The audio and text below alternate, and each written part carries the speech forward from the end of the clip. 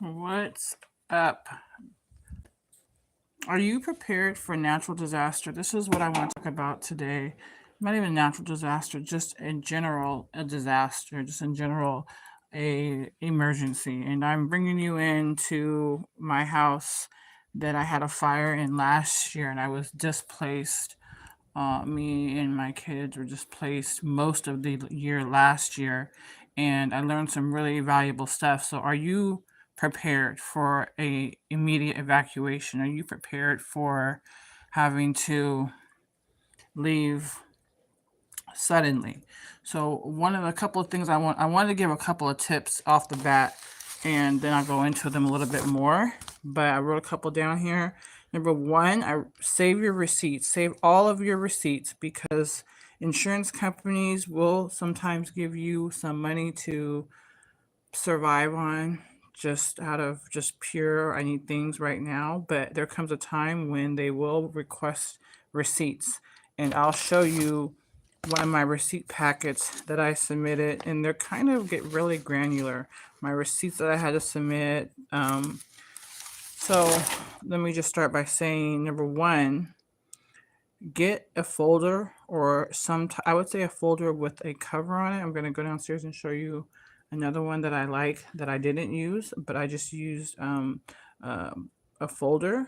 And I also have, and again, remember, I just like moving back in, but I also had one of these. I bought one of these and I kept it separated for my mail as it was coming in because I wasn't at home, but mail was coming in and I did need the mail. So I separated out bills and different things. And there's one in here for receipts. So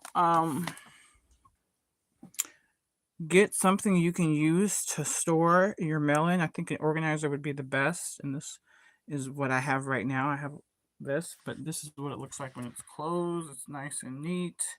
I have a couple of them, but I wanted to just really touch on this because I live in California and no, I'm not affected by the wildfires, but I already had a fire last year, and so when I heard about the fires, I thought, wow, there's a lot of information that I know that'd be really helpful to people, and I'm actually really late in doing this video. But number one is get some type of a folder. Let me go downstairs now and show you. Keep hearing water running. Um, Let me go downstairs and just show you what I would think would be even a better solution is to use one of these, which is just a plastic folder. I was looking for those. A plastic folder. What is it called? It's a file organizer. This would be great because it has a top on it and it can close. So you can put your receipts in here. One of the other things that I had ready, really proud of, is I had a folder. Where is it now? Well, anyway, I have a folder that has a if I have it. Let me see. I'm looking for my folder and if you just see my house, these are all new floors and stuff. My whole house was gutted out. Um, was living in an Airbnb. Was living in hotels for the good part of a year, and I didn't even have any structural damage. So you can imagine if you are having structural damage, and I know for some people it can be mildew. I know people have had to move out for mildew, for pipes. There's a lot of different things that you might have to move out for, but you basically want to create a folder. Let me go back upstairs again and I'll show it to you. That has all your important documents in it. Um, Here's my folder. I don't know why it's over here. I usually keep it by the computer, but anyhow, you want to keep a folder of very important documents. What does mine say? Okay, I got a new folder because my other one got tore up. But anyway, you want to have a folder like this, or however you want. And then if you look in here, I have a whole bunch of stuff in here. I'm not gonna show you everything, but what you could definitely have in here is like your life insurance policies, also birth certificates, I had a I wouldn't say a tax return necessarily, but wouldn't hurt your marriage certificate, anything like that. Because sometimes when people give you um, support, they want documentation for their own record so that they can get reimbursed back. And one of the things that I had in here, which was really good, is I had in here my homeowner's insurance policy, which is not in here now because I took it out. But guess what? The homeowner's insurance policy that I had in here was one of the first ones I received when we bought the house. But we had then switched to a new homeowner's policy and we didn't put the new one in there. My dog is barking. So keep your file current too. I mean, the insurance company, they will give you your numbers. They will say, okay, for property you have this much, and it was broken into categories, right? So you have your home, right, and then you have contents, and contents is like anything that if you shook your house, it would fall out the house. That's a whole nother department or person, and so you want to have your receipts for them because they require a lot more receipts. Okay. So anyhow, first things first is make sure you have this folder ready. This is how I think any parent, any grown adult should have a folder with your personal documents in there. Just something you can grab right away. This was down here, and this is kind of towards my front door, so it's not too far away. You can grab it and go. I had a different setup before, but anyhow, it's somewhat close enough. So it should have in there your life insurance policies. It should have in there birth certificates, your birth certificates, marriage certificates. You should have in there things like your homeowner's insurance policy is really important. Your current one is really important to have in there. And when you have your fire or whatever situation happens, make sure that you get the fire report. Your insurance company is going to ask you anyway for your fire report, and because they have to determine what the cause of the fire is so that they can determine what they're going to pay out. And I mean, you have to remember that insurance companies is a very big deal, right? Their lobbyists are very big, and they will push you to have to basically remind them that they have a duty to you to fulfill certain things. But all of those duties come from your homeowner's insurance policy. So if you don't have that, get that, because it's also going to tell you what type of coverages you have and how much to rebuild versus how much to just like recreate. So I want to give you that information. So just to reiterate it, because I think it's important, is you're going to get a folder and you're going to put all your important documents in it. And then I'm so glad mine was here. So you're going to have a folder with your important documents in it, and you're going to kind of maybe once a year, once a quarter, look through it, make sure everything's updated.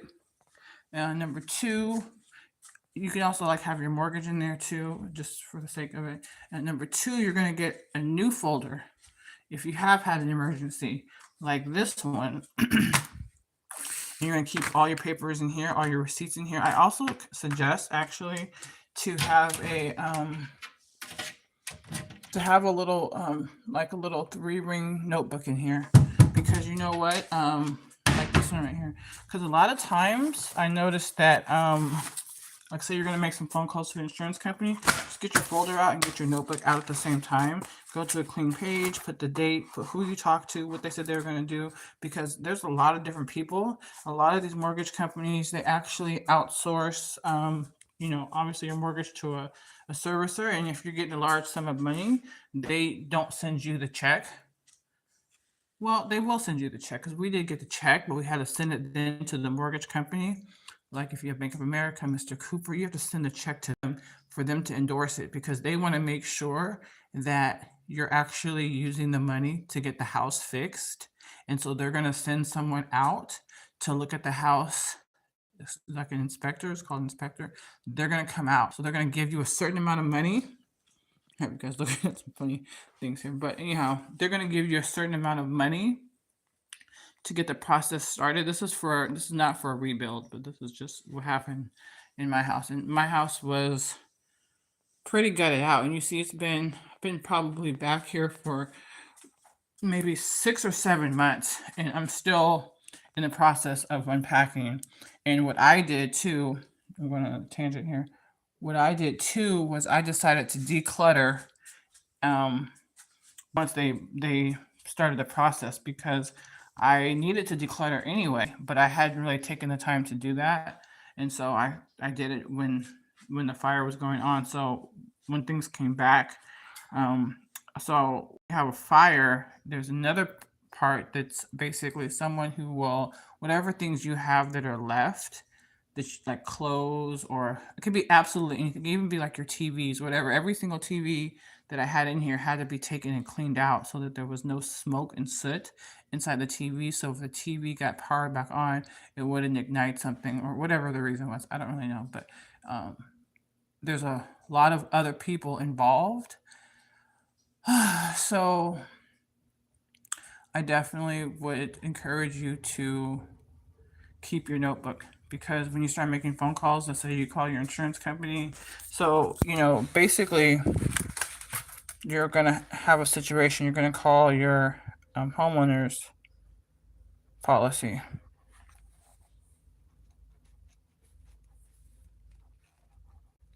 You're going to call them. You're going to say if you had a fire. They're going to say, give us the police report. Not the police report, the fire report.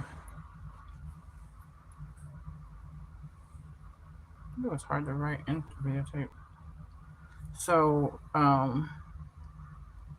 you're gonna report to your homeowner's policy you had a claim, whatever kind of a claim it was, and they're gonna ask you for the report. Like, I had a fire, so you need a fire report, and then that takes some time to come. So the fire people can come put the fire out, but that doesn't mean they've done the report like that day. It takes maybe even a couple of weeks.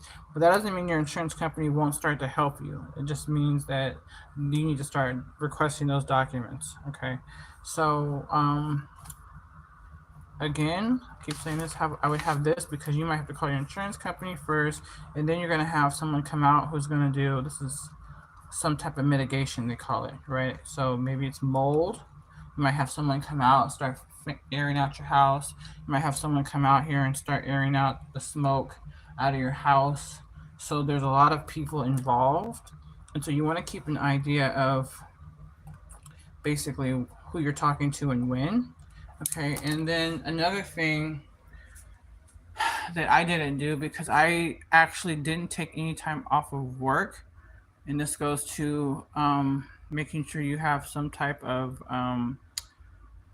what's the word? I want to say self care, but you want to check on your mental health. I think generally I was just in survival mode, so I kept doing the same things I've always been doing. Kept going to work, kept going to, you know, the gym if I could, kept, getting kids in school. Everything kind of stayed the same in order, just because I was used to it, right?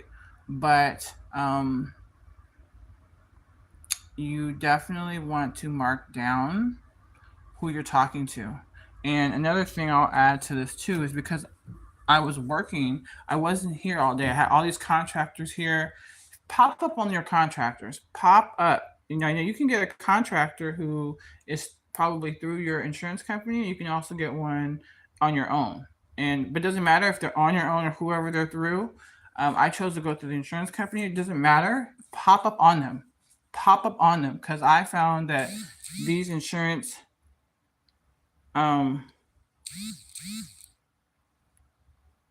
sorry, I found out that these contractors actually, and this is gonna be a joke. None of you are gonna find this funny, but this is what my optometrist told me, and I thought it was hilarious. And he said, "What is the first part of the word contractors?" Con. I love that joke. So I'm not saying they're all like that. Obviously, I don't know, but you guys can see my kitchen. I'm still actually finishing up things here, right? My kitchen look completely different. So, and you can even see a board is already falling off of the type of cabinets he put in. But let me just go back to what I'm saying to you is that pop up on your contractors, pop up on them, ask them questions, get dates. Okay, they notoriously run late and slow, and that's just, I guess, the way that that type of industry works. But document that because that costs you money, right? If you're expecting, for example, I was expecting to have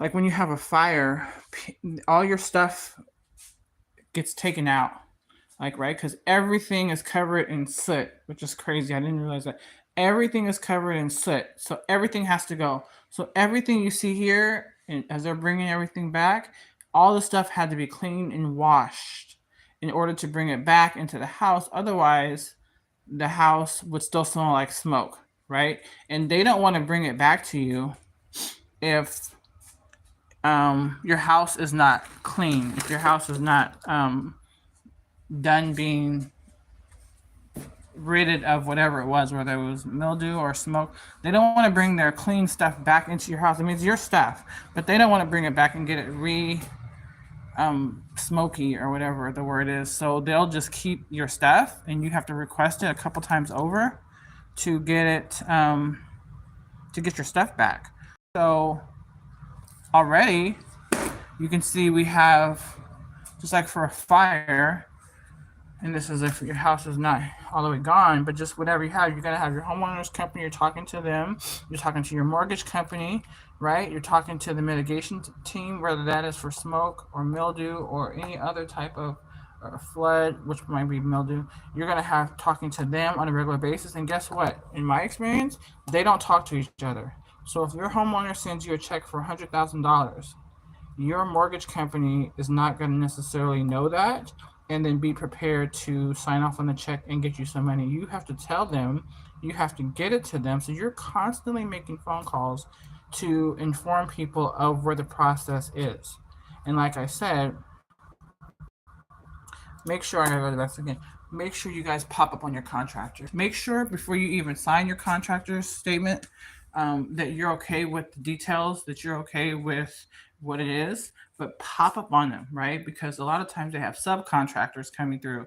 Like I saw one of my subcontractors, I kind of I have cameras. I want to show you guys. Yeah, so I have these cameras here, right? And you should have some cameras like this. I was going to say to you guys, if you have to go to work or whatever, you're not going to be around a lot. Put some cameras around where you can monitor them in your house. Now, I did not do that. I'll be honest with you. I was gone a lot. I didn't even think about it. Eventually, I did do that, but I didn't really think that. I was just in such a place of let's get this house back together that I didn't actually do that. But I want you to do that and even let them know, hey. So another thing that happened was they promised me a lot of things, the contractors, to get the job, right? To get the job, we'll do this, we'll do that, we'll do this, and we'll do that. And it sounds really great because you might even get some upgrades in there, okay? But in that situation, write those things down. Write that, you know what, they're going to, for like my flooring, for example, it's supposed to have really thick padding in it so that it's more comfortable to walk on. So when they're installing your flooring, is that padding in there? Can I see it? When they do the cabinets, one of the things that you have to pop up on these contractors because they can be quite sneaky. They can buy subpar parts and like cabinets. Like for example, you're most of the time. What I learned is that you are entitled to have your home be pre-fire or let's say pre-loss is really a word, to be pre-loss status. So if your cabinet, for example, if you can even see this, you can see two different kinds of color on this, right? So my old cabinets probably were bigger than these cabinets that they installed, right? And matter of fact, my old cabinets at least went closer to the wall than this. So I actually have smaller cabinets than I did before. These are newer cabinets and they have this nice granite. I didn't have that before, but I have lost space in terms of how much capacity and also the type of cabinets that I have. It's really hard to actually, you know, look how far back the cabinet shelf is, right? So stuff like that. Really be particular about what it is that you're getting.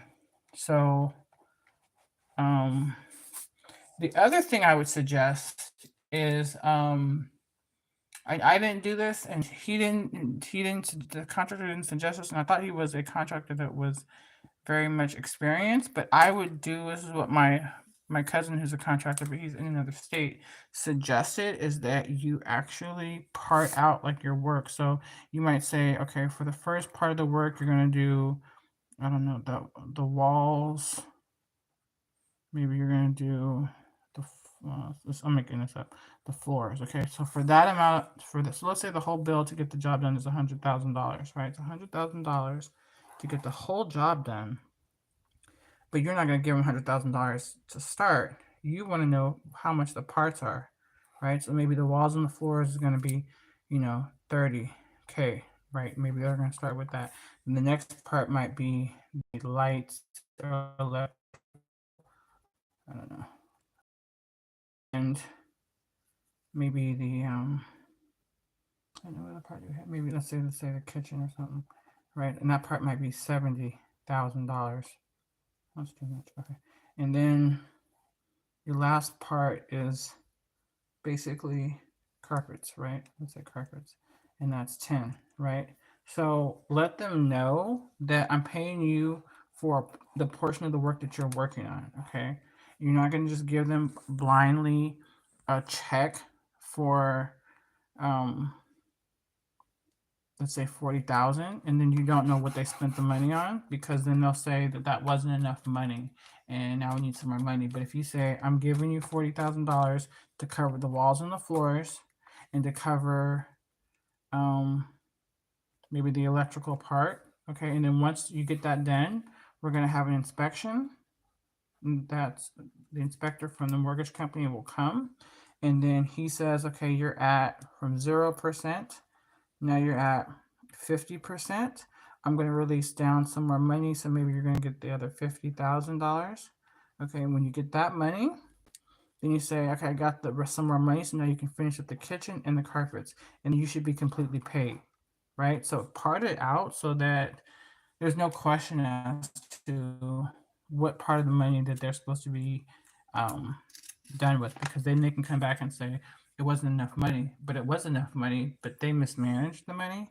But if you part it out like this, I think it'll be a lot easier. And then if you want upgrades and things, they're gonna say, okay, well, it was $30,000 to do the walls and the floors. Now you wanted floors that have more grain in it, or you want an upgrade in your floors. So now it's 40,000. So we need to figure out the other $10,000.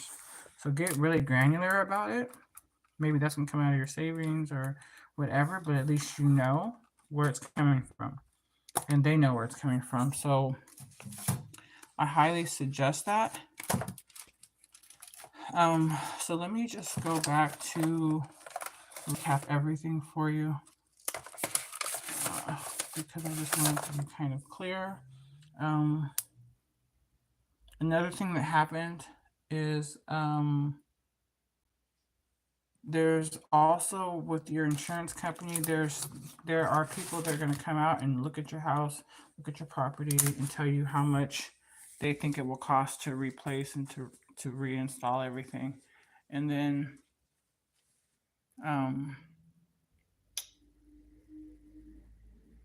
that'll be that. They'll tell you how much that they think it will cost. I'm sure you can go back and forth with them about that. That part isn't really super hard, but there are things that maybe they don't account for that you need to be careful of. Like for example, I had a house fire, kitchen fire. My windows were broken out. One of my bids, my contractor bids, noticed that the window was broken, and the other one didn't notice it. So guess what? I showed it to the other contractor that I ended up going with, and they had to increase the amount to get the new windows in. So you just have to be very mindful of all of the things, but as well, they're going to give you a number. Okay. And then there's extra stuff. Like, for example, the power was out. So they had my refrigerator food was out. And then my deep freezer in the garage, all that food had went bad. So there's additional things that you can ask for that were out of your control. But let me just reiterate these things for you so you can make sure you have these, because I wrote these down. I just did a live stream because I had this on my heart for a while, and I didn't want to get caught up in a bunch of editing while this might help someone. So number one, you're going to get a folder and a place in your house for all your important documents, including up-to-date stuff. And once a year, maybe when you do taxes, check on that folder. Make sure you have all your new stuff. The other thing I have, which is going to go in that folder I showed you, is all the passports. All of our passports are here in one place. So have all your stuff together. Number two,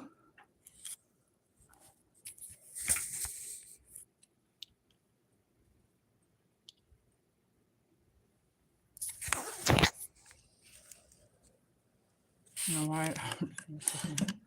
Number two is